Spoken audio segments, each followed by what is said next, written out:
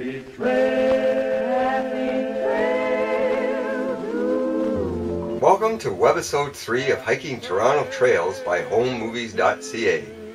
We promised you some great hiking trails in our series that include learning some history about Toronto along the way.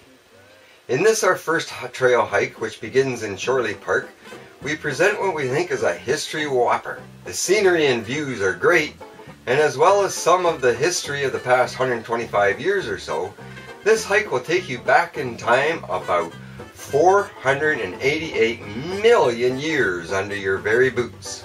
Chorley Park is located on the heights of Old Rosedale overlooking the Valley Brickworks. First up is the history of Chorley Park itself. It's the site of the last and very impressive Ontario Government House, built in 1915 for Ontario Lieutenant Governors up to 1937. It served other purposes until 1961, when the City of Toronto demolished it for the establishment of the park. The only thing remaining of the mansion and the grounds are the stone steps leading to trails down into the Don Valley. But before leaving Chorley Park, we discovered a house beside the park's Roxborough Drive entrance, which from 1980 to 1996 had been the home of numerous women's organizations who had, among many such endeavors, campaigned to improve the Canadian Constitution for women, First Nations, the disabled, and others, and supported various female politicians to get elected to the 3 levels of government in Canada. On the way down, one actually crosses over the Beltline Trail, another historic trail we'll cover in another episode. Suffice to say, it follows the route of a small gauge railway built in the 1890s, which you can hike from the Brickworks all the way up to the south end of the W.R. Allen Expressway at Eglinton Avenue. The Don Valley Brickworks below us were built in 1889 and supplied bricks for many of Toronto's remaining historical buildings. Their bricks were supplied all over the world and won awards for their most excellent quality and durability. On your way down into the Don Valley Brickworks property, recently renamed Evergreen Brickworks, you'll get to enjoy vista-like views of the property and some of the Don Valley as you descend. At the bottom, you'll probably see that the city is still in the process of improving the parkland. Behind, or north of, the Brickworks factory buildings was the quarry, which has recently been turned into a semi-natural state.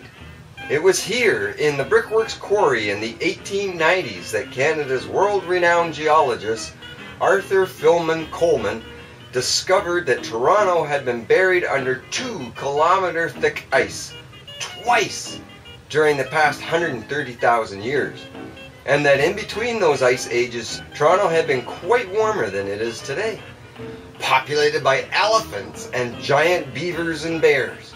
And the Don Valley itself and other Toronto ravines were all gouged out by the ice ages, and later the melting floodwaters after the second ice age that ended 13,000 years ago. Then Toronto was drowned under a huge lake, with the Toronto Scarborough Bluffs and Davenport Road marking its shoreline.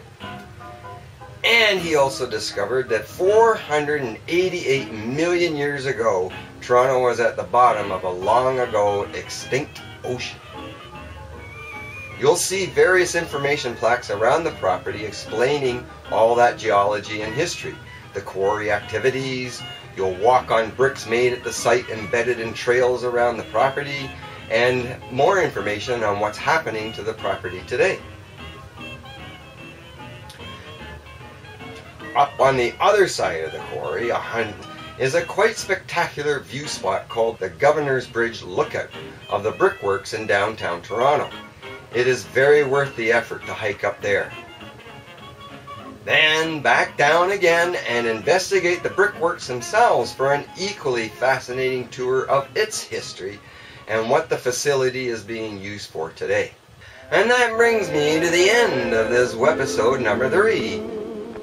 And we hope it has encouraged you to get out there yourselves hiking Toronto trails.